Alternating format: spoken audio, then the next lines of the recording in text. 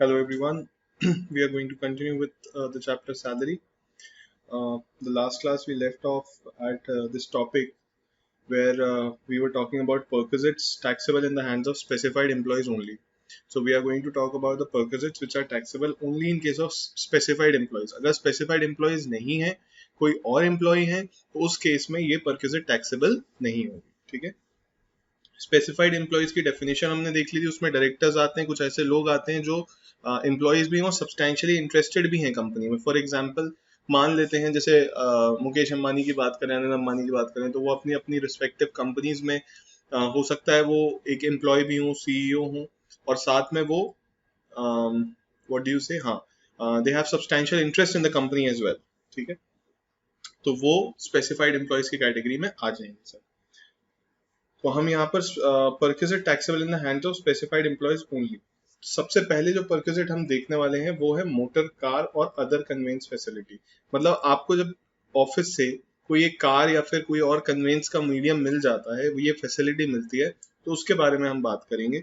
वो see it is a perquisite, right? Simple सी बात है, इट इज अ परक्विजिट. तो अब वो किस कैसे टैक्सेबल होगी, किस एक्सटेंट तक टैक्सेबल होगी, क्या हमेशा टैक्सेबल होगी, उसके बारे में बात करेंगे हम. तो आइए, सर्कमस्टांसेस है यहाँ पर. अगेन कॉलम 1 में सर्कमस्टांसेस है. When motor car is owned और हायर्ड बाय द एम्प्लॉयर. तो मोटर कार या तो ओन्ड होगी या हायर करके दी होगी एम्प्लॉयर ने, एम्प्लॉय को दी हुई है, सीधी सी बात है. ठीक है, ये वाला जो कॉलम रहेगा ये रहेगा यूज्ड होनली फॉर प्राइवेट पर्पस. मतलब एम्प्लॉय अपने प्राइवेट पर्पस के लिए यूज कर रहा है पूरा का पूरा 100%.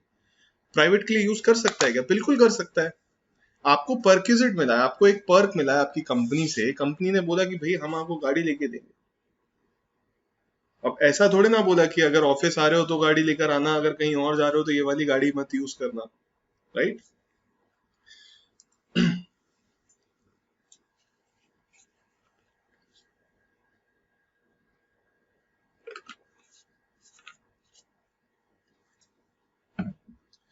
तो यहाँ पर हम इसको दो पार्ट्स में डिवाइड कर देंगे.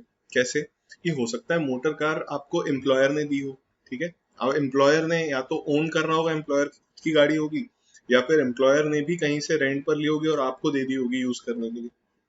दूसरा सिनेरियो ये बन सकता है कि गाड़ी मेरे पास ही है. फॉर एग्जांपल मैं किसी कंपनी का एम्प्लॉय हूँ, गाड़ी मेरे पास है, कंपनी वाले बोल रहे हैं हम तुम्हें इसका एक्सपेंस दे देंगे, इसका खर्चा हम तुम्हें दे देंगे. ठीक है ना, ऐसा भी हो सकता है कि मेरी गाड़ी मेरी है लेकिन कंपनी बोल रही है कि हम इसका एक्सपेंस आपको रीइंबर्स कर देंगे या आपका खर्चा दे देंगे इसका. तो ये भी एक तरह की परक्विजिटी हो गई. ठीक है, तो दोनों सिनेरियोज हमें देखने हैं, दोनों सिनेरियोज हम डिस्कस करेंगे.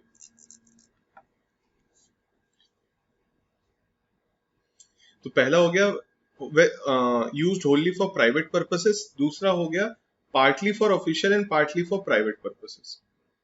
ठीक है, partly for official and partly for private purposes.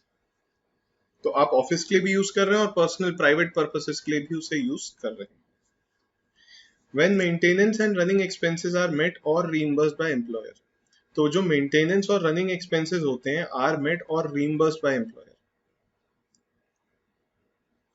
तो जो मेंटेनेंस और रनिंग एक्सपेंसेस है वो एम्प्लॉयर जब मीट करता है तो उस केस में क्या होता है कि परक्विजिट की वैल्यू क्या ली जाएगी? अमाउंट इनकर्ड और रीइंबर्स्ड बाय एम्प्लॉयर, जितना अमाउंट उसने रीइंबर्स किया, प्लस शॉफर सैलरी. शॉफर्स मतलब ड्राइवर की बात हो रही है, ड्राइवर की salary, plus near normal wear and tear, that is 10% per annum of actual cost of hire charges.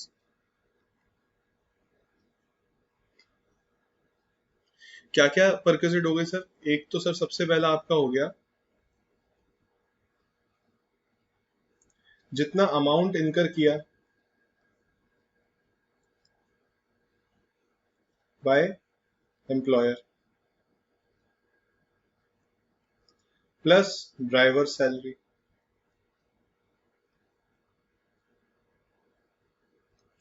Plus आपका एक तरह से डेप्रिसिएशन भी तो हो रहा है, तो 10% of actual cost of car. तो ये सारी चीजें आपकी परक्विजिट मानी जाएंगी. ठीक, अगर अगर आप पूरा का पूरा प्राइवेट पर्पस के लिए उसे यूज कर रहे हैं, लेकिन अगर आप ऑफिशियल पर्पस के लिए भी यूज कर रहे हैं, मतलब ऑफिस के काम के लिए भी यूज कर रहे हैं और प्राइवेट पर्पस के लिए भी यूज कर रहे हैं, तो उस केस में क्या होगा ये देखना है. if cubic capacity does not exceed 1.6 liters, अगर वो cc 1.6 cubic capacity होती है गाड़ी की, तो अगर वो does not exceed 1.6 litre, 1.6 litre से कम है, तो आपको 1800 रुपए पर मंथ मिलेगा, ठीक है। और अगर क्यूबिक कैपेसिटी 1.6 से ज्यादा है तो 2400 रुपए पर मंथ मिलेगा।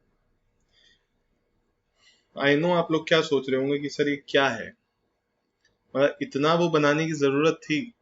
और उसके बाद मुझे एक चीज समझ नहीं आती इन लोगों की, आई रियली डोंट अंडरस्टैंड। ये पांचों हेड मिला के आपके 20 मार्क्स कुछ के आएंगे, मतलब 20%, 25%, सॉरी मार्क्स नहीं परसेंट के होते हैं, पांचों हेड मिला के 25 to 30% मैक्सिमम। और उसमें से एक हेड है ये, तो इसका वेटेज 4 से 5% का मान लेते हैं, उसमें इतना ज्यादा पढ़ने के लिए है, इतनी माइन्यूट डिटेल्स में चले गए। और मुझे तो लॉ नहीं समझ आता। अब जैसे आपको मैं कल पढ़ा रहा था,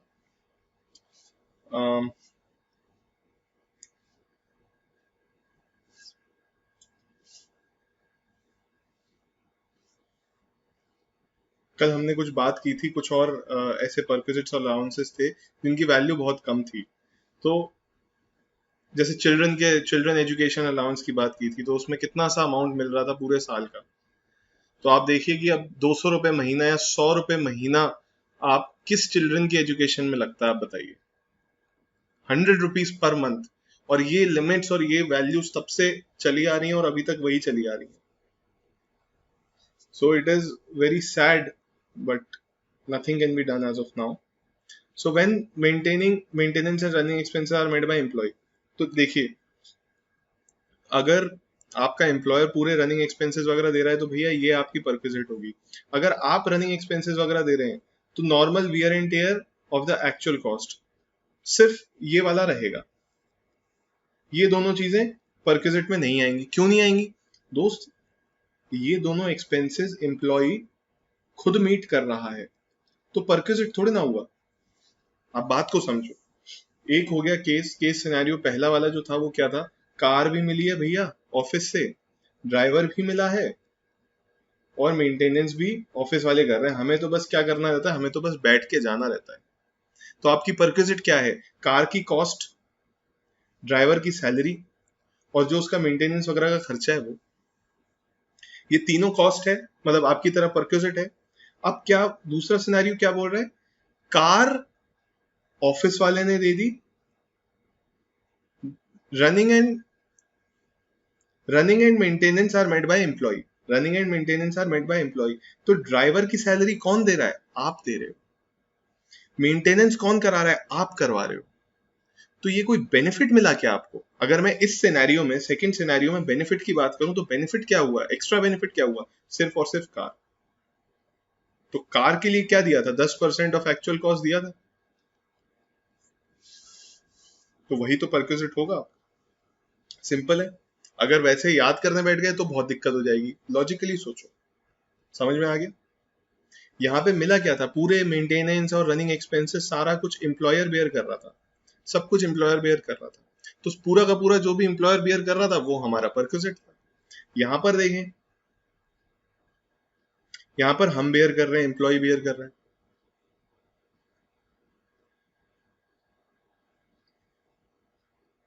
तो एम्प्लॉय अगर बियर कर रहा है तो एम्प्लॉय को मिला क्या? कंपनी से क्या मिला? कंपनी से सिर्फ कार मिली है सर, कंपनी से सिर्फ कार मिली है।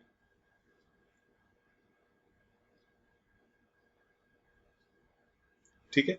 अब अगर आप पार्टली ऑफिशियल और प्राइवेट पर्पसेस के लिए अगर गाड़ी को यूज कर रहे हैं तो उस केस में क्या होगा? ऊपर क्या था, 1.6 लीटर से कम और ज्यादा की क्यूबिक कैपेसिटी, सीसी होता है ना, सीसी का इंजन होता है, तो अगर उससे कम है तो 1800 रुपए पर मंथ, उससे ज्यादा है तो 900 रुपए, 2400 रुपए पर मंथ। यहाँ पर 600 हो जाएगा और यहाँ पर 900 हो जाएगा। तो अब दोस्त ये याद करने हैं, मैं इसमें कुछ नहीं कर सकता, ठीक है ना, तो ये आपको याद करने पड़ेगा। दूसरा सिनेरियो क्या आ गया, where motor car is owned by the employee. मैंने आपको क्या बोला था, गाड़ी मेरी ही है, कंपनी तो बस मुझे खर्चा दे रही है। And maintenance and running expenses including remuneration of chauffeur are made by reimbursed by employer. तो एम्प्लॉयर मुझे क्या दे रहा है? आप खुद ही सोच के देखो, जो मुझे फ्री में मिल रहा है वो मेरा परक्विजिट है। यहां ऊपर सर कार मेरी नहीं थी, रनिंग एंड मेंटेनिंग एक्सपेंसेस मैं दे रहा था, तो सिर्फ कार का खर्चा मेरा परक्विजिट हुआ। अब इस सिनेरियो में आप देखो यहां पर क्या हो रहा है सर, तीसरे सिनेरियो की हम बात कर रहे हैं, कार मेरी है, कार तो मेरी है, तो एम्प्लॉयर क्या दे रहा है,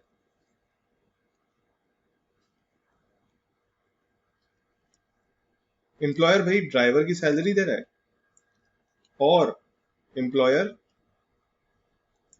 मेंटेन करा रहा है उस गाड़ी को। तो परक्विजिट क्या हुआ यहां पर दोस्त, परक्विजिट यही तो हुआ। आइए, actual expenditure incurred by employer amount, मतलब एक्चुअल एक्सपेंडिचर मतलब जितना भी उसको ड्राइवर की सैलरी और मेंटेनेंस में एम्प्लॉयर ने खर्चा किया वो आपका परक्विजिट हो जाएगा। अगर आप पार्टली यहाँ के लिए मतलब प्राइवेट पर्पसेस के लिए और पार्टली ऑफिशियल पर्पसेस के लिए यूज करते हैं तो उस केस में क्या सिनेरियो बनेगा, उस केस में क्यूबिक कैपेसिटी अगर 1.6 से कम है तो 1800 रुपए पर मंथ, मतलब यही वाला लिमिट आ गया, और अगर ज्यादा है तो 2400 पर मंथ, ऊपर ये वाला लिमिट आ गया। ठीक है।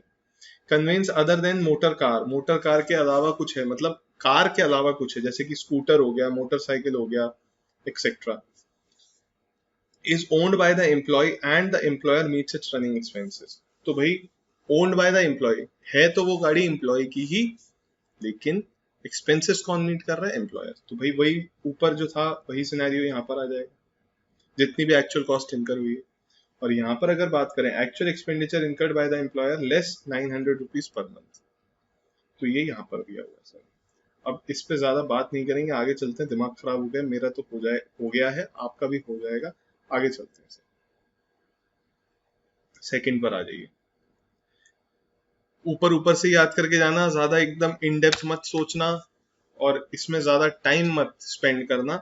अगर नहीं आ रही है कोई चीज समझ तो इसे आप छोड़ भी सकते हैं, मैं ऐसे ही नहीं बोल रहा हूँ, ये चीज बहुत सोच समझ के बोल रहा हूँ आपको।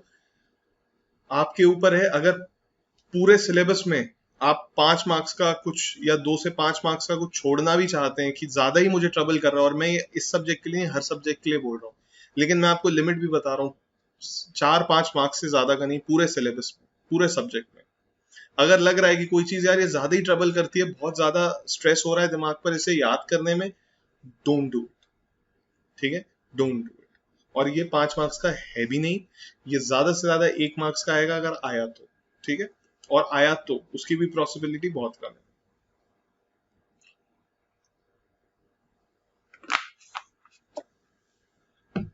चलिए सर, अच्छे अच्छे प्रोविजंस पे आ जाते हैं, इसे छोड़ते हैं। सेकंड, अगर स्पेसिफाइड एम्प्लॉय को स्वीपर, गार्डनर, वॉचमैन या फिर पर्सनल अटेंडेंट इस टाइप के एक्सपेंसेस या इस टाइप के लोगों को दिया जा रहा है और सर्विसेज दी जा रही हैं, तो उस केस में इसकी भी परक्विजिट टैक्सेबल हो जाएगी, इनकी भी वैल्यू निकाली जाएगी। तो वैल्यू होगी क्या सर, सीधी सी बात है, ये लोगों की सैलरी जितनी होगी वो परक्विजिट है। आज मुझे एक अपने घर के बाहर वॉचमैन रखना है, 5-6 थाउजेंड रुपीज उसकी सैलरी होगी, कंपनी ने वॉचमैन प्रोवाइड कर दिया, ठीक है, तो आपकी परक्विजिट कितनी है, अरे वॉचमैन की सैलरी, कंपनी ने स्वीपर, वॉचमैन, गार्ड, ये वो सब दे दिए मुझे, आपकी परक्विजिट कितनी हुई इन सबकी सैलरी मिला के, तो सिंपल है। तो value of perquisite shall be salary paid और payable to such person less amount recovered from employ if any. तो देखिए ये less amount recovered from employ तो हमेशा हर प्रोविजन में आएगा। अगर आपसे कोई एम्प्लॉय मतलब आपका एम्प्लॉयर आपसे कुछ उस सर्विस को देने के लिए कुछ अमाउंट रिकवर कर लेता है, अगर अमाउंट कुछ रिकवर कर लेता है एम्प्लॉयर, तो वो तो हमेशा हटा दिया जाएगा, तो उसे परक्विजिट नहीं मानेंगे, सीधी सी बात। एम्प्लॉयर आपके गैस, इलेक्ट्रिसिटी और वाटर फैसिलिटी के बिल को दे रहा है, सिंपल सी बात है, क्या होगा इसमें परक्विजिट क्या होगी, इन बिल्स की जो वैल्यू है भाई, सीधी सी बात है। Perquisite shall B if supplied by the employer from his own sources. अब भैया आप काम कर रहे हैं कहाँ पे, आप एनएचडीसी में काम कर रहे हैं, या फिर आप रिलायंस कंपनी में काम कर रहे हैं, या फिर आप बीएसईएस में काम कर रहे हैं, तो ये सारी कंपनीज क्या है, ये पावर कंपनीज है। तो आप ऐसी कंपनी में काम कर रहे हैं जो इलेक्ट्रिसिटी प्रोड्यूस करते हैं, या फिर आप इलेक्ट्रिसिटी प्रोड्यूस नहीं भी करते तो भी जैसे आप किसी पर्टिकुलर कंपनी के स्टाफ क्वार्टर्स में रह रहे हैं जहां पर उनका रहने का है, और उन्होंने वहां पर खुद का ही एक ट्रांसफार्मर और इलेक्ट्रिसिटी का कनेक्शन लिया हुआ है, और एम्प्लॉयर बोलता है कि आपको इलेक्ट्रिसिटी के बिल का पेमेंट नहीं करना, हम कर देंगे वो आपके बिहाफ पर, ठीक है। और एम्प्लॉयर ऐसा भी नहीं, एम्प्लॉयर को बिल आ रहा है, उसने खुद ही का एक छोटा सा कनेक्शन लिया हुआ है जिसमें वो खुद ही एक तरह से खुद ही अपने सोर्स से प्रोड्यूस करके आपको इलेक्ट्रिसिटी प्रोवाइड करता है। देखिए, अगर आउटसाइड एजेंसी से लेंगे, मतलब जैसे अगर कनेक्शन लिया हुआ है किसी ने नॉर्मल इलेक्ट्रिसिटी बोर्ड से, जैसे एमपीईबी से कनेक्शन लिया हुआ, तो जो बिल आया, जितना हमारे घर का बिल आया और एम्प्लॉयर ने पे कर दिया, वो हमारी परक्विजिट बन गई। लेकिन जहां पर एम्प्लॉयर का खुद का प्लांट लगा हुआ है इलेक्ट्रिसिटी का, तो उस केस में क्या होगा, manufacturing cost per unit into number of units consume by the employee. तो हमारे घर में ये देखा जाएगा हमारे घर में कितने यूनिट्स कंज्यूम हुए, और एम्प्लॉयर जब मैन्युफैक्चर कर रहा है उस इलेक्ट्रिसिटी को, तो उसकी मैन्युफैक्चरिंग कॉस्ट क्या है, ठीक है। तो ये दोनों चीजें देखेंगे और हमें मतलब एक तरह से वैल्यू डिराइव करनी है, nothing else is going on right. आपको समझ आ गया होगा, सिर्फ वैल्यू निकालना चाह रहे हैं कि परक्विजिट की वैल्यू क्या है। आइए, फ्री और कंसेशनल एजुकेशन फैसिलिटी। अब देखिए कंपनीज में क्या होता है, ये सारी चीजें क्यों आ रही हैं, क्योंकि जनरली परक्विजिट्स यही होती हैं। अब कई बार क्या होता है, अब जैसे आपने सुना होगा टाटा, रिलायंस, इन सब के स्कूल्स भी हैं, तो इन सब के स्कूल्स, ऐसा नहीं है कि इनके स्कूल्स जो है वो बाहर की पॉपुलेशन या बाहर के स्टूडेंट्स को भी ये लेते हैं। कई बार क्या होता है, अब जैसे मैं आपको एक बात बताऊं, मैं एक ऑडिट पर गया था जलगांव में, आपने नाम भी नहीं सुना होगा, महाराष्ट्र में है, और मुंबई से अराउंड 5 to 6 आवर्स का जर्नी है। जलगांव करके एक एरिया है, ठीक है। तो अब मैं जलगांव गया तो वहां पर बहुत बड़ा प्लांट है, JSIL, Jain JISL, Jain irrigation systems limited, listed company है, आप कभी देख लेना, सर्च कर लेना, जैन इरिगेशन सिस्टम्स लिमिटेड। सो मैं एक्चुअली कोको कोला के ऑडिट पर गया था, तो कोको कोला ने उनसे एक टाई अप किया था, कोको कोला ने उनसे एक टाई अप किया था कि हम कोको कोला की ड्रिंक जो आती है, आपकी माजा ड्रिंक जो आती है, तो माजा के लिए दे नीड मैंगोज, उनका रॉ मटेरियल क्या है, मैंगोज है। तो मैंगोज का उन्होंने देखा कि अगर हमें आने वाले सालों में, आप देखिए किस लेवल की प्लानिंग होती है, I wanted to share it with you also. So they envisaged, उन्होंने सोचा कि आने वाले सालों में हमें मैंगोज की इतनी रिक्वायरमेंट होगी, तो मैंगोज की रिक्वायरमेंट होगी, तो क्या इतने मैंगोज हैं, तो क्या इतने मैंगोज हैं कि आने वाले सालों में इतना प्रोडक्शन होगा मैंगोज का कि हम अपनी जो डिमांड है उसे कीप अप कर पाए। तो उन्होंने कहा कि यार इतना तो मैंगोज का प्रोडक्शन होगा नहीं, और होगा भी इंडिया में तो हमें इतने हेवी रेट्स पर, इतने हाई रेट्स पर मिलेंगे वो, कि हम अपनी जो सॉफ्ट ड्रिंक है या जो बेवरेज है हमारी, उसे मेंटेन नहीं कर पाएंगे। तो उन्होंने JISL के साथ एक जॉइंट वेंचर किया था, एक जॉइंट वेंचर किया था। उन्होंने बोला था JISL को कि आप JISL क्या करता था, इरिगेशन इक्विपमेंट्स बनाता था, जैसे आपके जो मतलब फार्मिंग में जो इरिगेशन के इक्विपमेंट्स वगैरह लगते हैं वो सारे बनाता था जैन इरिगेशन।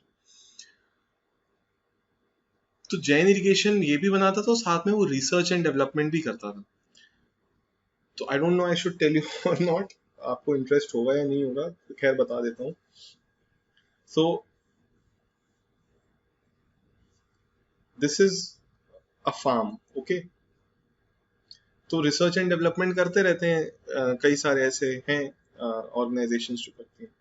तो दिस इज अ फार्म। अब मैंगो के यहाँ पर मान लेते हैं ये एक पर्टिकुलर एक एरिया है इस फार्म का, तो मैंगोज के कितने ट्रीज यहाँ पर लग सकते हैं, तो उन्होंने कहा भाई इतने इतने ट्रीज लग सकते हैं, ऐसे करके उन्होंने लगा दिया कि भाई यहाँ पर ऐसे करके 1 2 3 4 5 6 7 8 9 यहाँ पर भाई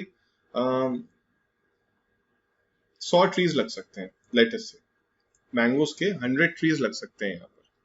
तो जैन इरिगेशन ने क्या किया, उन्होंने एक ऐसा तरीका डिवाइस किया, उन्होंने कहा मैंगो ट्रीज की एक हाइट कितनी होती है, उन्होंने कहा मैंगो ट्री की इतनी हाइट होती है, यहाँ से लेके यहाँ तक हाइट होती है। उन्होंने कहा फल कितने आते हैं इस पर, फ्रूट्स कितने आते हैं मैंगो ट्री पर, उन्होंने कहा एक ट्री पे अप्रोक्सीमेटली मान लो 20 मैंगोज आते हैं।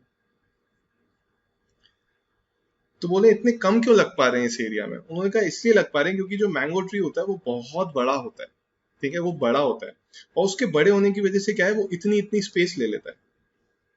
अब जो दूसरा ट्री होगा वो लगने को तो यहाँ भी लग सकता था, लेकिन ये जब बड़ा होगा ये ट्री, तो ये इससे कोइंसाइड करेगा, तो ये यहाँ नहीं प्लांट हो सकता। इसे इतनी दूर प्लांट करना पड़ता है ताकि ये जब बड़ा हो तो ये इसकी बाउंड्री के साथ टकराए ना। तो इसीलिए यहाँ पर इस फार्म में सिर्फ 100 ट्रीज लग पा रहे हैं। उन्होंने एक ऐसी टेक्निक डिवाइस की, उन्होंने मैंगो ट्री का साइज छोटा कर दिया सर। हाइट भी छोटी कर दी और विड्थ भी छोटी कर दी। तो जहां पर सिर्फ 2 मैंगो ट्रीज लग पा रहे थे, वहां पर अब 3 मैंगो ट्रीज लगने लग गए, और इवन इनफैक्ट 4।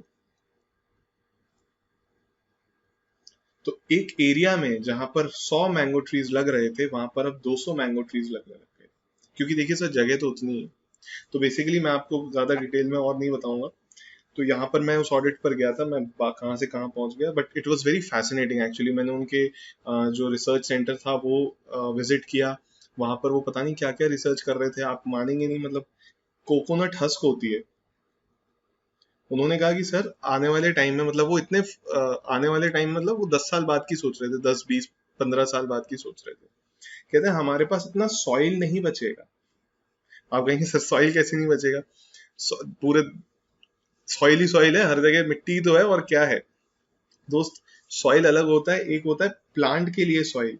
प्लांट को चाहिए होते हैं न्यूट्रिएंट्स। तो बैरन लैंड, आपने सुना होगा बैरन लैंड, बंजर खेती, बंजर जगह, वो किसी काम की नहीं होती। आप उस पर कोई खेती नहीं कर सकते, right? You can not do farming on that. So they said जो न्यूट्रिएंट्स वाला सॉइल है वो नहीं बचेगा। मैंने कहा करें क्या फिर? तो उन्होंने कहा कि सर हमें ना कोकोनट हस्क होती है ना, this is very rich and this is soil like only. इसके जो इंग्रेडिएंट्स और इसके जो मतलब कैरेक्टरिस्टिक्स होते हैं वो सॉइल जैसे होते हैं। तो उन्होंने कहा इस पर, मतलब मैं उनके रिसर्च सेंटर में गया था, तो दे हैड दीज पाइप्स जहां पर उन्होंने फार्मिंग कर रखी थी। तो यहाँ पर उन्होंने कोकोनट हस्क में न्यूट्रिएंट्स मिलाए हुए थे, और यहाँ पर प्लांट्स एक्चुअली ग्रो कर रहे थे। तो उनकी R&D चल रही थी, and they said they will roll it out in next 4-5 years। तो ये होने वाला है, this is the future of farming. Okay, so क्या बता रहा था मैं आपको? हाँ, तो ये उन्होंने डिवाइस किया था, और उनके साथ उन्होंने जॉइंट वेंचर किया था कि आप तो बस हमें मैंगोस फार्मर से खरीद के देना, और इस टाइप की फार्मिंग आप फार्मर्स को मोटिवेट करिए, उनको सही तरीके से इक्विपमेंट्स दीजिए कि वो ये वाली फार्मिंग, ये जो वाला जो मेथड है फार्मिंग का, वो ऑप्ट करें, और उससे उनका मैंगो का प्रोड्यूस बढ़ेगा, और हमें ज्यादा मैंगोज मिल पाएंगे कम रेट पर। तो ultimately they were empowering the farmers. वो डायरेक्टली किसी को कुछ नहीं दे रहे, वो ऐसा नहीं कि हम फार्मिंग के लिए ये हमने खरीद लिया, वो खरीद लिया, nothing. They were empowering the farmers. और इसमें फार्मर्स क्यों आएंगे? जिस एक फार्मर के पास अगर इतनी लैंड है, वो 100 ट्रीज ग्रो कर सकता था, अब वो 200 कर पाएगा, तो उसका जो प्रोडक्शन था वो ऑलमोस्ट डबल हो जाएगा। तो उसको क्या दिक्कत होगी साहब? फार्मर तो बोलेगा हाँ हाँ बिल्कुल करते हैं, ठीक है ना? तो ये था। तो अब मैं आपको ये बताना चाह रहा था, JISL जो कंपनी थी, जैन इरिगेशन सिस्टम्स लिमिटेड, वो जलगांव में भी, जलगांव का जो एरिया था उससे भी कम से कम 20 किलोमीटर दूर उनका कैंपस था। और उनका कैंपस कुछ पता नहीं कितने एकर्स में था, मैं तो भूल भी गया जाने। 16 to 20 एकर्स में उनका ह्यूज कैंपस। तो अब एक बात बताइए, वहां पर कम से कम 300 लोग काम कर रहे थे, 300 स्टाफ मेंबर्स वर देयर। अब उनकी फैमिलीज भी वही हैं कुछ लोगों की। तो अब एक बात बताइए, उनके जो बच्चे होंगे वो कहाँ पढ़ेंगे? आपको क्या लगता है मॉर्निंग में वो 20 किलोमीटर उनकी बस जाएगी और फिर वो आएगी? और आपको क्या लगता है जलगांव जैसे सिटी में, बहुत छोटा सा एरिया था, बहुत छोटा सा, जलगांव जैसे सिटी में इतना अच्छा स्कूल होगा कि उनके बच्चे वहां पर पढ़ पाए? तो वो चीज पॉसिबल नहीं है। तो ये कंपनीज क्या करती हैं, ज्यादातर अगर ये रिमोट एरियाज में बनाते हैं अपने कैंपसेस या फिर अपने प्लांट्स, तो ये वहां पर एक स्कूल भी खुलवा देते हैं, एक स्कूल ओपन करवा देते हैं, ताकि बच्चे आपके वहीं पढ़ते हैं। ठीक है, तो ये एक परक्विजिट हो गया। या फिर एम्प्लॉयर क्या कर सकता है, वो बोल सकता है कि अरे तुम हमारे यहाँ अगर काम करोगे, तो ये टर्म्स एंड कंडीशंस होती है ना जो एम्प्लॉयमेंट की, उसमें वो लिख दे कि भाई आपके बच्चों की जो एजुकेशन का खर्चा है वो हम बेयर करेंगे। ऐसा भी तो कर सकते हैं। तो उन्होंने लिख दिया कि आपके बच्चों का एजुकेशन का खर्चा हम बेयर करेंगे। ठीक है। Circumstance, employer incurs cost of education. जो कॉस्ट ऑफ एजुकेशन है वो एम्प्लॉयर इनकर कर रहा है, उस केस में क्या होगा? Actual expenditure incurred bye the employer. जितना भी उसका खर्चा हो। अब आपके बच्चे के स्कूल की फीस अगर 50,000 रुपए है तो 50,000 पर कैसेट, क्योंकि एम्प्लॉयर दे रहा है ना वो पूरी की पूरी फीस। अब जो मैं बता रहा था वो सिनेरियो आ गया। Educational institution is owned and maintained by the employer. जो स्कूल है वो एम्प्लॉयर का है साहब। किसका है वो खुद एम्प्लॉयर का है। तो cost of such education in a similar institution और नियर बाय लोकेलिटी, ठीक है। तो अब उसके स्कूल की एक बच्चे की कॉस्ट तो निकाल नहीं सकते, थोड़ा मुश्किल हो जाएगा। निकालने को निकाल सकते हैं बट थोड़ा मुश्किल हो जाएगा। उन्होंने कहा आसपास के स्कूलों में कितनी कॉस्ट है उतनी ले लो, ठीक है। या फिर हो सकता है वो फ्री एजुकेशनल फैसिलिटी प्रोवाइड कर रहा है कि भैया आप हमारे यहाँ काम कर रहे हो तो आपके बच्चे फ्री में पढ़ेंगे हमारे स्कूल। ऐसा भी तो कर सकते हैं, ठीक है।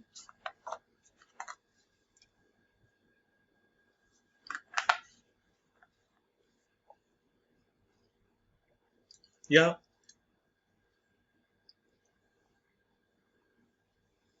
the perquisite is exempt if free education is facility provided to the children of employee and cost of education is up to 1,000 rupees. तो यहाँ पर एक तरह से डिडक्शन क्या दे दिया कि अगर 1,000 रुपए पर मंथ पर चाइल्ड की फीस होगी तो पूरी एग्जेम्प्ट होगी, और 1,000 रुपए पर मंथ पर चाइल्ड की फीस से ज्यादा होगा तो वो टैक्सेबल होगी।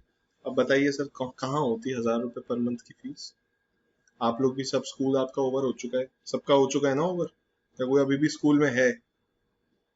पता चले कोई भरोसा नहीं है आप लोगों का बेटा, आपका कोई भरोसा नहीं है आप लोगों का। हो सकता है आप लोगों से कुछ लोग स्कूल में हों अभी, कुछ लोग तो लगते हैं मुझे कि उनको स्कूल में होना चाहिए।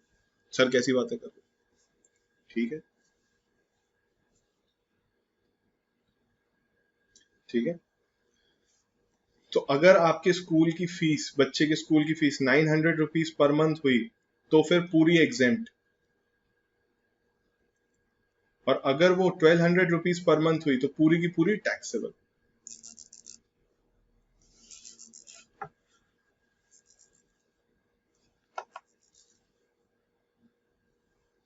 Hello, yes ma'am. हम्म, ठीक है, ठीक है, ठीक।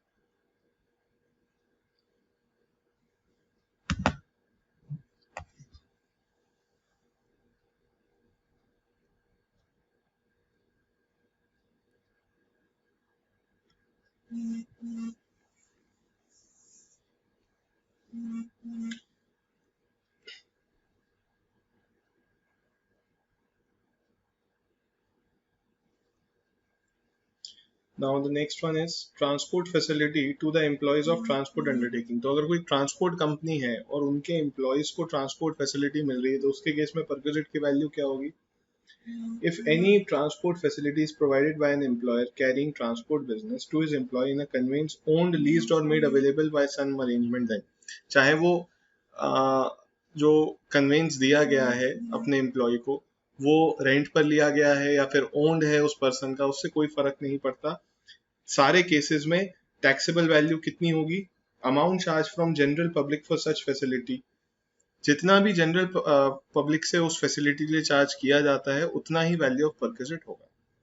अगर आपको उन्होंने कोई एक कैब दी हुई है या फिर आप उनकी बसेस हैं आपके एम्प्लॉयर की और आप एक सिटी से दूसरे सिटी में ट्रैवल करते हैं और वो आपको फ्री में ट्रैवल करा देते हैं आपके पर्सनल पर्पसेस के लिए, तो उस केस में जितना, for example Delhi to Chandigarh अगर आप गए तो दिल्ली टू चंडीगढ़ का मर्सिडीज का बस का 1,000 रुपीज फेयर होता है।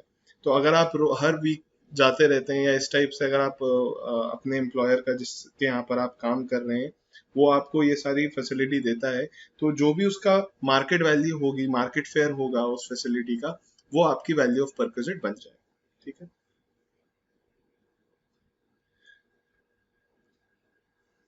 अब आ जाते हैं नेक्स्ट। नेक्स्ट है ESOP, employee stock option plan या फिर स्कीम या सेट स्वेट इक्विटी शेयर्स। तो इसके केस में क्या रहता है सर? सीधी सी बात है, मैंने इसमें आपको बता दिया था, जो भी फेयर मार्केट वैल्यू चल रही होती है माइनस जो आपसे अमाउंट आपके एम्प्लॉय ने एक्चुअली लिया होता है। रिलायंस का शेयर 2,000 रुपए का चल रहा है और रिलायंस कंपनी ने वो शेयर 1,500 रुपए का आपको दे दिया, तो 1,500 तो आपसे ले लिए, तो वैल्यू ऑफ परक्विजिट क्या होगा? 500 होगा, क्योंकि 2,000 का शेयर है और 1,500 रुपए उन्होंने आपसे ले लिए, ठीक है, तो 500 रुपए की ही तो परक्विजिट हुई। तो यहाँ देख लेते हैं एक बार, मैं सही बोल रहा हूँ क्या? Fair market value minus amount actually paid और रिकवर्ड फ्रॉम द एसएससी, बस सीधी सी बात है।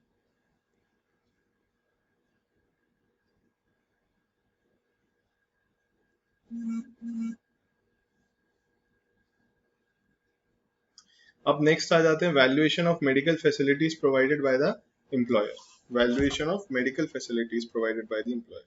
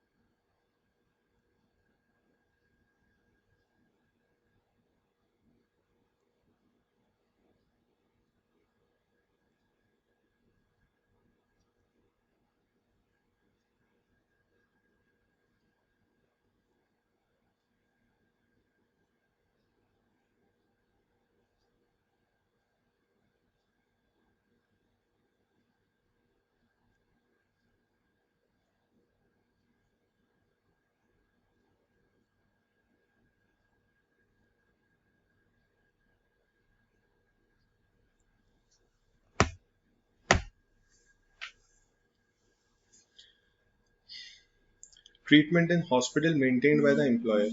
अगर आपका ट्रीटमेंट, आप मेडिकल फैसिलिटी आपको आपका एम्प्लॉयर प्रोवाइड कर रहा है और वो उस हॉस्पिटल में ट्रीटमेंट करा रहा है आपका, जो कि उसका खुद का है, जैसे कोई पर्सन वेदांता हॉस्पिटल में काम कर रहा है या फिर कोई पर्सन फोर्टिस हॉस्पिटल में काम कर रहा है, कोई डॉक्टर है, तो उसी हॉस्पिटल में वो अपनी फैमिली का या खुद का मेडिकल ट्रीटमेंट कराता है, तो उस केस में क्या होगा सर? उस केस में वो मेडिकल ट्रीटमेंट, उसकी परक्विजिट की वैल्यू जीरो होगी, एग्जेम्प्ट कर दिया है।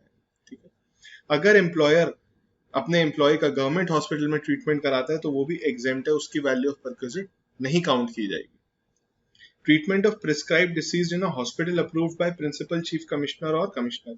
तो एक प्रिस्क्राइब डिसीज है, जैसे कुछ डिसीजेज होते हैं, एक लिस्ट दी हुई है, अगर वो डिजीज आपको हुआ है और आपके एम्प्लॉयर ने आपका स्पेसिफाइड हॉस्पिटल में उसका ट्रीटमेंट कराया है तो वो भी एग्जेम्प्ट होगा। तो आप देख रहे हैं मेडिकल फैसिलिटीज के केस में वो एग्जेम्प्ट किए जा रहे हैं, परक्विजिट नहीं मान रहे। Health insurance premium paid by the employer. अगर एम्प्लॉयर आपका हेल्थ इंश्योरेंस प्रीमियम पे करता है, हेल्थ इंश्योरेंस कराता है, तो उस केस में वो भी एग्जेम्प्ट कर दिया है सर, आपकी परक्विजिट में ऐड नहीं होगा। Health insurance premium reimburse bye the employer. आपने पे कर दिया हेल्थ इंश्योरेंस प्रीमियम, लेकिन आपके एम्प्लॉयर ने उसे रीइंबर्स कर दिया, तो वो भी आपकी परक्विजिट में ऐड नहीं होगा, एग्जेम्प्ट कर दिया। तो यहाँ पर देखिए आप, यहाँ पर आपको मेडिकल फैसिलिटीज के केस में सब चीजें एग्जेम्प्ट ही करते जा रहे हैं, करते जा रहे हैं, करते जा रहे हैं। एक ये देखिए, ये था पहले बट डिडक्ट इसे काट दिया गया, other medical expenses exempt up to 15,000। मैंने आपको बताया था ट्रैवल अलाउंस और मेडिकल मेडिक्लेम दो चीजें होती थी जो पहले थी, वो 13,000, ये 15,000, इन दोनों को स्ट्राइक ऑफ करके स्टैंडर्ड डिडक्शन आ गया। तो ये देखिए यहाँ पर ये काट दिया गया। Medical treatment abroad. अगर आपका मेडिकल ट्रीटमेंट अब्रॉड होता है और उसके एक्सपेंडिचर आपका एम्प्लॉयर या तो रीइंबर्स करता है या फिर खुद देता है, तो उस केस में क्या होगा? मेडिकल ट्रीटमेंट ऑफ एम्प्लॉय और his family member outside India and stay abroad of such employee or his family member when in shall be exempt to extent permitted by RBI। तो RBI की limits देखी जाएंगी, RBI ने जितनी limits दी होंगी इतना आप मेडिकल एक्सपेंडिचर कर सकते हो, क्योंकि अब्रॉड के केस में क्या होता है, आप फॉरेन एक्सचेंज में आपको डील करना पड़ेगा, फॉरेन करेंसी में, तो उसमें आरबीआई की लिमिट्स आ जाती हैं। जितना आरबीआई ने अलाउ किया है उतना तो एग्जेम्प्ट कर देंगे, उसके ऊपर अगर कुछ हुआ है, उसके ऊपर अगर कुछ हुआ है तो सर वो टैक्सेबल हो जाएगा, आपकी परक्विजिट में ऐड हो जाएगा। Cost of travel of employees और family members of one attendant in companies such चीज में only gross total turnover of the employ as computed in the expense does not exceed 2 lakh rupees. 2 lakh से ज्यादा का नहीं होना चाहिए सर। कॉस्ट ऑफ ट्रैवल और ये सब मिला के देखिए, एक तो मेडिकल ट्रीटमेंट हो गया और एक कॉस्ट ऑफ ट्रैवल हो जाता है, तो कॉस्ट ऑफ ट्रैवल और ये सब चीजें मिला के टू एंड फ्रो की जर्नी 2 लाख से ज्यादा एक्सीड नहीं करनी चाहिए, सीधी सी बात। ठीक है,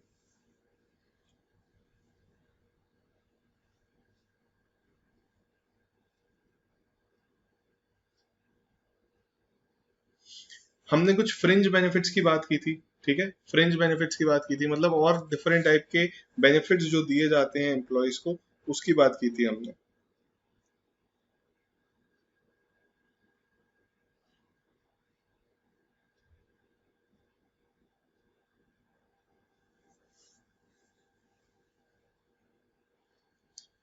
value of prescribed fringe benefits, interest free और कंसेशनल लोन्स। मैंने आपको बताया था इंटरेस्ट फ्री लोन अगर आपको एम्प्लॉयर ने दिया है तो उसके केस में जितना भी इंटरेस्ट का अमाउंट होगा वो आपका वैल्यू ऑफ परक्विजिट मान लिया जाएगा। अगर कंसेशनल रेट पर दिया है तो जितना उसने कंसेशन दिया है आपको वो आपका परक्विजिट मान लिया जाएगा। तो यहाँ पर क्या बोल रहे हैं, मैक्सिमम आउटस्टैंडिंग मंथली बैलेंस। तो ये मंथली बैलेंस देखा जाता है हर महीने का कि मैक्सिमम आउटस्टैंडिंग मंथली बैलेंस क्या है per month, into rate charge by SBI for similar purpose. SBI का इंटरेस्ट रेट देखा जाएगा सर, ठीक है। कब का interest rate? On first day of the relevant previous year. उस साल के पहले रेलेवेंट प्रीवियस ईयर का पहला दिन देखा जाएगा, उस दिन क्या इंटरेस्ट रेट था। मान लेते हैं उस दिन इंटरेस्ट रेट था 10% और आपके एम्प्लॉयर ने आपको दे दिया है लोन 4% पे, तो 6% आपके परक्विजिट हो गया और 6% को इनटू अमाउंट में मल्टीप्लाई कर देंगे मंथली आउटस्टैंडिंग बैलेंस लेके, ठीक है। चलिए सर, अगर travelling, touring, accommodation any other expenses paid और borne by reimbursed by the employer for any holiday other than travel concession, अगर एम्प्लॉयर रीइंबर्स करता है, आप कहीं घूमने गए सर, मैं गया मलेशिया घूमने और आपके आपके एम्प्लॉयर ने बोला कि ये एक्सपेंसेस मैं आपको रीइंबर्स कर दूंगा, तो भैया ये this will be the value of perquisite पूरी की पूरी।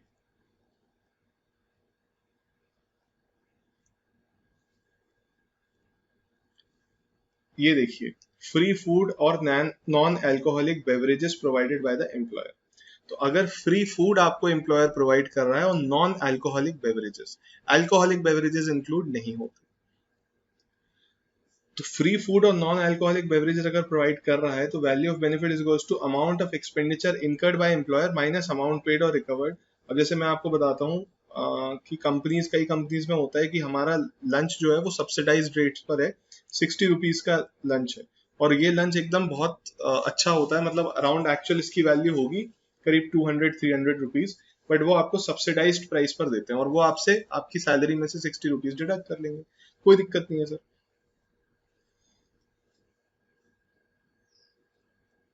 तो वो क्या होता है sir, this is your perquisite, value of perquisite. The following will not be treated as perquisite, लेकिन ये जो अभी जो हम पढ़ने वाले हैं, नॉर्मली तो मैंने क्या बोला, अगर वो आपको ऑफिस में लंच प्रोवाइड कर रहा है तो that is your value of perquisite, लेकिन ये जो फॉलोइंग 3-4 चीजें जो हम पढ़ने वाले हैं, ये this is not going to be perquisite. वो क्या है देखते हैं।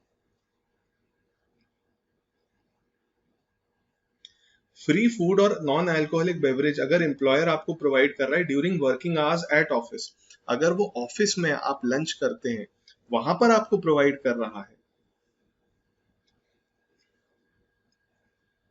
और उस मील की वैल्यू 50 रुपए से ज्यादा की नहीं है तो उसको परक्विजिट नहीं माना जाएगा। मतलब जैसे ये 60 रुपीज थी, तो क्या 60 रुपीज को परक्विजिट माना जाएगा? हाँ। अगर यही 40 रुपीज होती तो इसे परक्विजिट मानते? नहीं मानते, ठीक है। आगे देखते हैं, if the value exceed 50 rupees per meal, अगर 50 रुपए से एक मील ज्यादा होती है, the excess amount shall be taxable. तो यहाँ पर मैं जो लंच करता था वो 60 रुपीज का होता था सर, तो मुझे मेरी वैल्यू ऑफ परक्विजिट क्या आती थी? 10 रुपीज आती थी पर लंच। अगर मैंने पूरे मंथ में 20 लंचेस किए तो 200 रुपए मेरी वैल्यू ऑफ परक्विजिट हो गया, ठीक है। और अगर 40 रुपए का लंच में करता था तो मेरी वैल्यू ऑफ परक्विजिट 0। सिंपल, ठीक है। क्या इंपॉर्टेंट क्या है, वर्किंग आवर्स में ऑफिस में अगर लंच प्रोवाइड हो रहा है और उसके 50 रुपए से कम का है आपका तो नहीं, ठीक है। T snacks provided during working hours, T snacks अगर प्रोवाइड कर रहे हैं तो उस केस में भी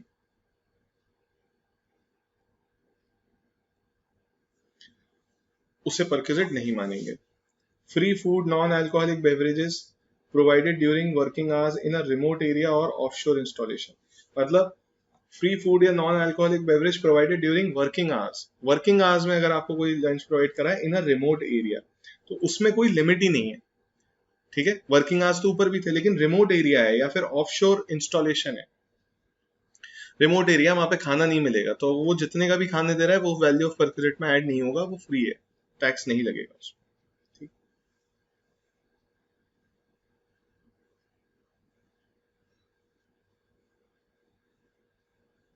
ये बहुत सारे क्वेश्चंस हैं, बहुत सारे क्वेश्चंस हैं, अच्छी बात है, आपकी प्रैक्टिस हो जाएगी।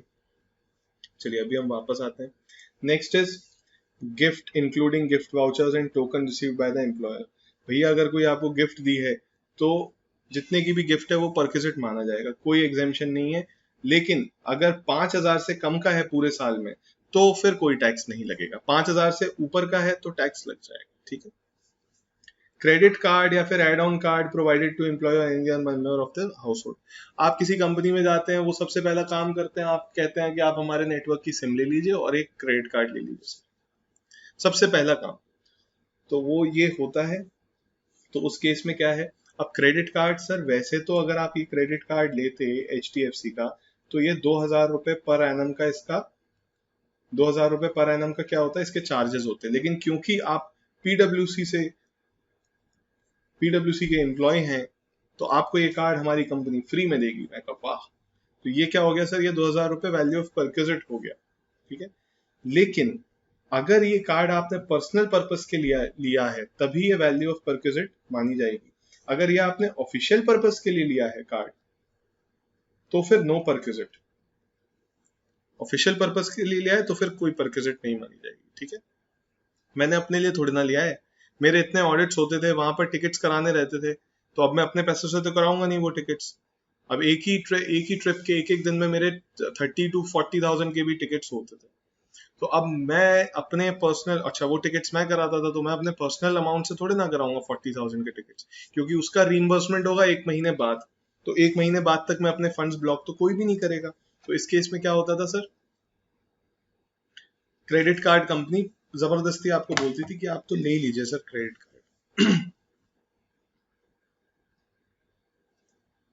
सो दिस इज द केस। तो अगर ऑफिशियल पर्पस के लिए है, नो वैल्यू ऑफ परक्विजिट। अगर पर्सनल पर्पस के लिए है तो जितनी नॉर्मली वैल्यू चार्ज होती है that will be the value of perquisite. Club facility provide कर दी है सर कि आप इस क्लब में जा सकते हैं, आराम से ऐश करिए इस क्लब में, तो वैल्यू ऑफ परक्विजिट क्या होगी, जो एक्चुअल अमाउंट चार्ज होता है रियल लाइफ केस में, मार्केट वैल्यू जो भी है उस क्लब की, वो चार्ज हो जाएगी सर।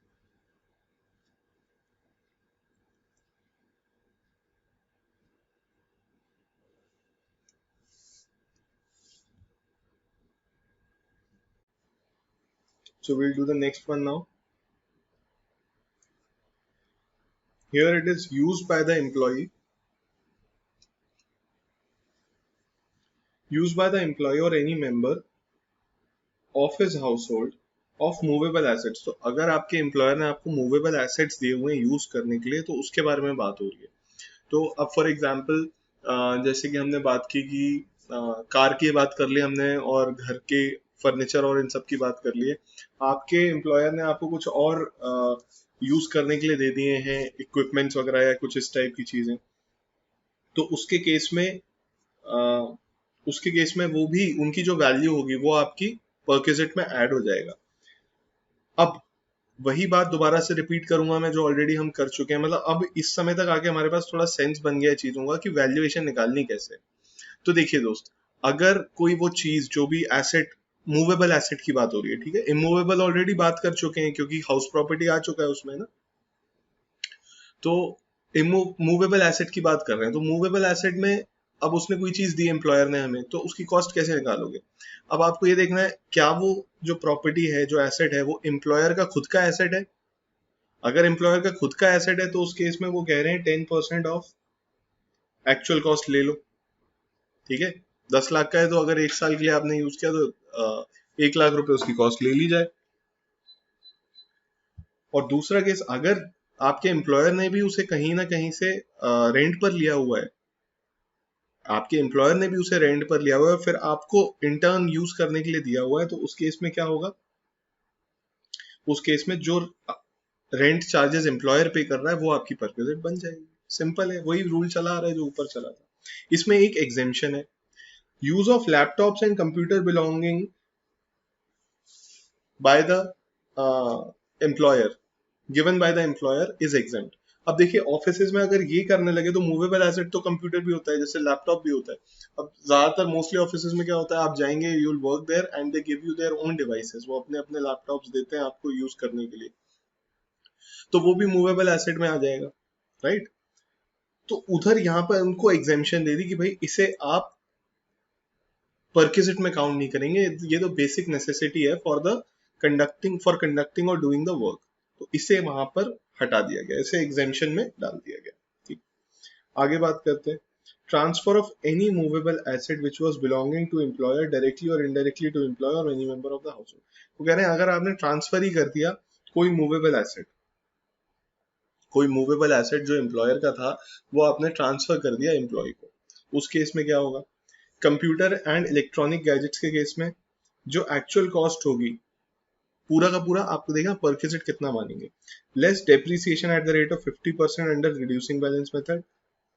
मतलब एक्चुअल कॉस्ट जो भी एसेट की होगी उसमें से 50% डेप्रिसिएशन माइनस करने के बाद आपकी पूरी की पूरी परक्विजिट मान ली जाएगी, अगर परमानेंटली ट्रांसफर हो गया आपको एसेट। तो अगर कोई मोटर कार है तो उसमें जो भी मोटर कार की एक्चुअल कॉस्ट होगी उसमें से आपका depreciation at the rate of 20% minus कर दिया जाएगा और आपकी परक्विजिट मान ली जाएगी। Actual cost less 10% of depreciation, अगर कोई और एसेट होगा तो उसमें 10% ऑफ डेप्रिसिएशन चार्ज होगा। मतलब इसको रिड्यूस करने के बाद, जैसे फॉर एग्जांपल कोई कंप्यूटर का एसेट है, तो कंप्यूटर का एसेट आपके एम्प्लॉयर ने परचेज किया था और फिर वो उसने आपको ट्रांसफर कर दिया यूज करने के लिए, परमानेंटली ट्रांसफर कर दिया, तो उस केस में क्या होगा, 1 लाख का अगर एम्प्लॉयर ने खरीदा तो 50% उस पर डेप्रिसिएशन कैलकुलेट कर लिया जाएगा। और आपको उसने किस ईयर में दिया, मान लेते हैं आपको उसने 4th ईयर में दिया, तो उसमें 4 साल का डेप्रिसिएशन माइनस करने के बाद 50% डेप्रिसिएशन 4 साल तक माइनस करेंगे। अब ये मत बोलना सर 50% तो 2 साल में ही खत्म हो जाएगा, 100% डेप्रिसिएशन, रिड्यूसिंग बैलेंस मेथड है सर, ठीक है। तो अब पहले साल 1 लाख पर 50,000 डेप्रिसिएशन लगेगा, बाकी की वैल्यू कितनी बचेगी 50,000, अगले साल 50,000 का 50% 25,000, फिर अगले साल 25,000 का 50% 12,500, तो ऐसे करके आपकी 12,500 आपकी परक्विजिट मान ली जाएगी अगर 4th ईयर या 3rd ईयर में आपके पास ट्रांसफर हुआ तो ये मेथडोलॉजी है उसको करने। आगे आते हैं, एनी अदर बेनिफिट और अमेनिटी, या तो कोई और बेनिफिट दिया है या कोई और अमेनिटी दी हुई है आपको, कोई भी तरह की सर्विस है कुछ भी दिया हुआ है, तो उसके केस में क्या होगा, cost of the same to the employer under arm length transaction. मतलब वही है यार, आर्म्स लेंथ प्राइस निकाल लो या फिर जितनी एम्प्लॉयर को कॉस्ट पड़ रही है उतनी। ठीक,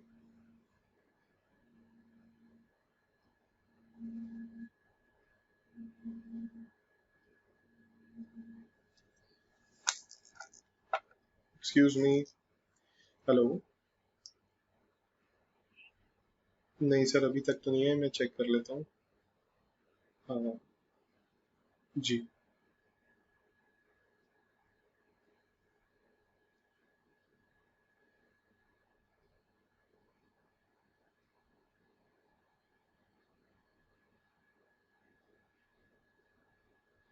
अभी नेक्स्ट टॉपिक हम पढ़ने वाले हैं, perquisites which are exempt from tax. तो हमने स्टार्टिंग में देखा था हमारी लास्ट कैटेगरी क्या थी, टोटली एग्जेम्प्ट है, इसमें कोई कंडीशन नहीं लगी, कुछ नहीं है, पूरा का पूरा एग्जेम्प्ट है, ये जो परक्विजिट्स हम पढ़ेंगे अभी।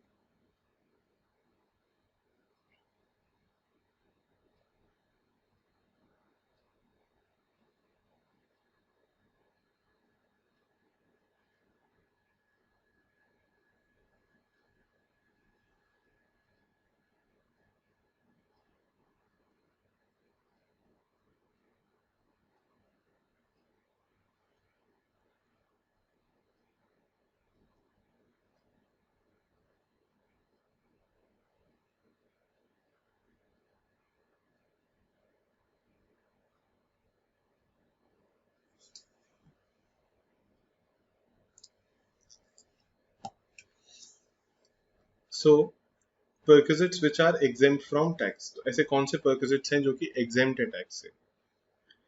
टेलीफोन, सर अगर टेलीफोन का बिल आपका एम्प्लॉयर देता है या फिर अम, आपके रेजिडेंस पर उसने टेलीफोन लगवाया हुआ है या फिर वो आपके टेलीफोन का बिल रीइंबर्स करता है या पे करता है बाय वॉट एवर मीन्स, उस पर कोई आपकी परक्विजिट नहीं मानी जाएगी। अगर 5,000 का बिल आपका आ रहा है महीने का और वो आपका एम्प्लॉयर पे कर रहा है तो उसके केस में that will not be counted as your perquisite. है तो ये भी एक्स्ट्रा बेनिफिट, उसमें कोई डिनायल नहीं है। This is also an extra benefit that you are getting, और होना तो ये भी चाहिए था, लेकिन लॉ है सर। लॉ ने अच्छा, इसमें अगर आप देखेंगे ना एक्चुअली, तो यहाँ पर वही चीजें आ रही हैं जो कि बहुत ज्यादा जरूरी हैं और वर्क रिलेटेड ही है। तो थोड़ा सा अगर हम ध्यान से देखेंगे तो ये वर्क रिलेटेड है, आलतू फालतू चीजें नहीं है जो अब जैसे रहने के लिए घर दे दिया, अरे भाई तुम्हें क्या जरूरत है घर के लिए? आप समझ रहे हैं बात को, कि रहने के लिए घर तो आप ही अरेंज करेंगे ना, वो आपका एम्प्लॉयर क्यों देगा? तो अगर दे रहा है तो उसको ऐड करी जाएगी यार, सीधी सी बात है। तो ऐसे टेलीफोन का हो गया, telephone provided by employer to an employee at his residence, तो घर पे जो टेलीफोन प्रोवाइड होता है। Transport facility sir, transport facility provided by employer engaged in the business of carrying of passengers or goods to his employees either free of charge at concession rate। तो transporter अगर कोई transporter अपने employees को ये वाली service देता है, carrying of goods और पैसेंजर्स वाली, तो वो एग्जेम्प्ट रहेगी। प्रिविलेज पासेस और प्रिविलेज टिकट, प्रिविलेज पास और tickets order granted by Indian Railways to its employees, अगर इंडियन रेलवे अपने एम्प्लॉयज को जो टिकट्स देते हैं फ्री में या फिर कोई एक पास देते हैं जिससे कि वो ट्रैवल कर सकते हैं, तो उस पर टैक्स नहीं लगता, मतलब उसे परक्विजिट नहीं माना जाता। Perquisites allowed outside India by the government, कुछ परक्विजिट्स ऐसे हैं जो इंडिया के बाहर गवर्नमेंट ने अलाउ कर दिए हुए हैं कि ये परक्विजिट्स हमारे एम्प्लॉयज को मिलेंगे। उस केस में क्या होगा? उस केस में परक्विजिट नहीं मानेंगे। Employee's contribution to staff group insurance scheme, employer's contribution to staff group insurance scheme, मतलब एम्प्लॉयर अगर कॉन्ट्रीब्यूशन देता है, ये हेल्थ इंश्योरेंस का है सर। ग्रुप इंश्योरेंस जो होता है ना, हेल्थ इंश्योरेंस का होता है। तो उस केस में अगर आपका एम्प्लॉयर आपका इंश्योरेंस का प्रीमियम भर रहा है और एक ग्रुप इंश्योरेंस करवा रहा है, तो उसके केस में टैक्स नहीं लगता सर, मतलब उसे परक्विजिट आपके सैलरी में ऐड नहीं किया जाएगा, सिंपल एज दैट।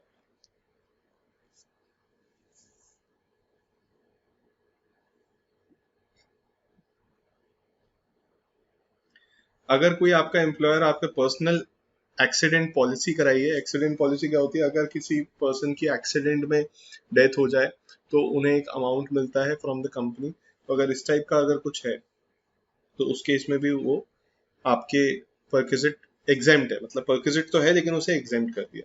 कोई रिफ्रेशमेंट देता है to all employees during working hours, देखो ये कौन सा रिफ्रेशमेंट है?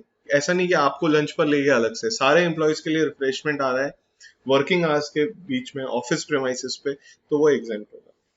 सब्सिडाइज लंच और dinner provided to an employee, तो अगर सब्सिडाइज लंच प्रोवाइड किया जा रहा है वो एग्जेम्प्ट रहेगा। रिक्रिएशनल फैसिलिटीज जैसे कि क्लब फैसिलिटीज दे रहा है extended to employees in general, that is no, मतलब अगर सबको सबके लिए, जैसे फॉर एग्जांपल मैं आपको बताता हूँ, जैसे बड़े ऑफिसेज में, मतलब अच्छी कंपनीज में ये होता है कि they have a separate floor और separate separate section where you can, एक जिम वो ओपन कर देते हैं, तो आप वहां जाके आप एक्सरसाइज कर सकते हैं। कुछ उन्होंने मैं क्या बता रहा था, हाँ जैसे पीडब्ल्यू में था टेनिस, होता है ना टेबल टेनिस, तो टेबल टेनिस का बोर्ड था और एक दो गेम्स और थे, वहां पर आप वो गेम्स खेल सकते हैं, आपको कोई प्रॉब्लम नहीं है।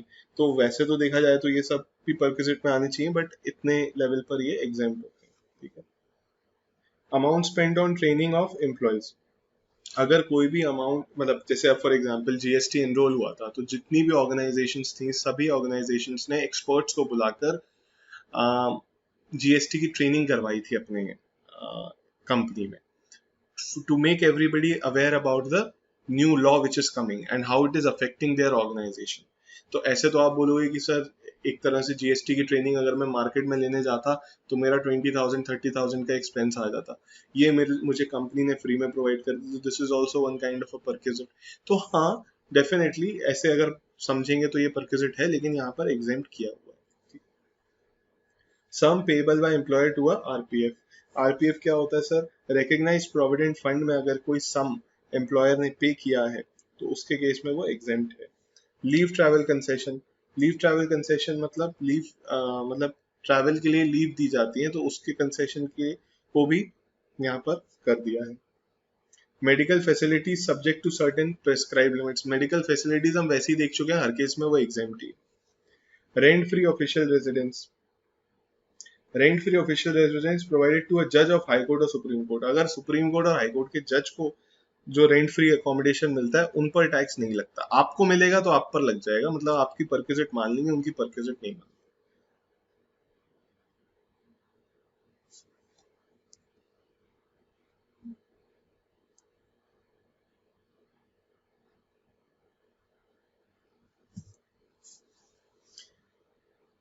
Rent free furnished residence, rent free furnished residence किसे, member of parliament, officer of parliament, union minister और leader of opposition in parliament, इन लोगों को सर घर मिलते हैं रहने के लिए, तो इनके जो घर होते हैं जो इनको फैसिलिटी मिलती है उसे परक्विजिट नहीं, मतलब मानते तो है लेकिन एग्जेम्प्ट होता है।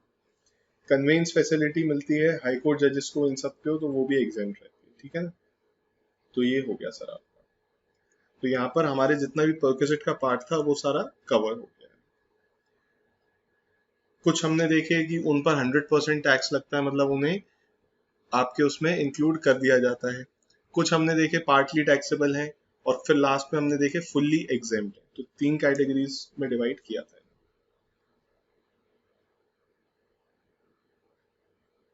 अभी मैं सोच रहा हूँ ये वाला पार्ट आपको अभी कराऊं या फिर नेक्स्ट मतलब नेक्स्ट क्लास में टेकअप कर लें, आई थिंक।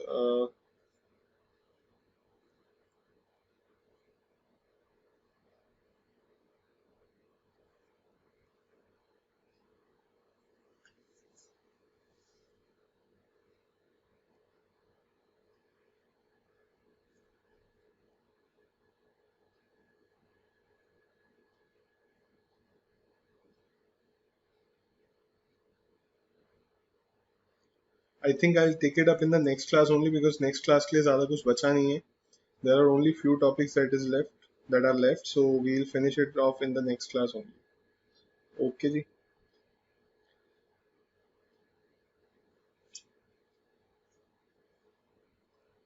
चलिए आज के लिए इतना ही, अब इसे हम नेक्स्ट क्लास में टेकअप करेंगे, ठीक है। Thank you so much and take care.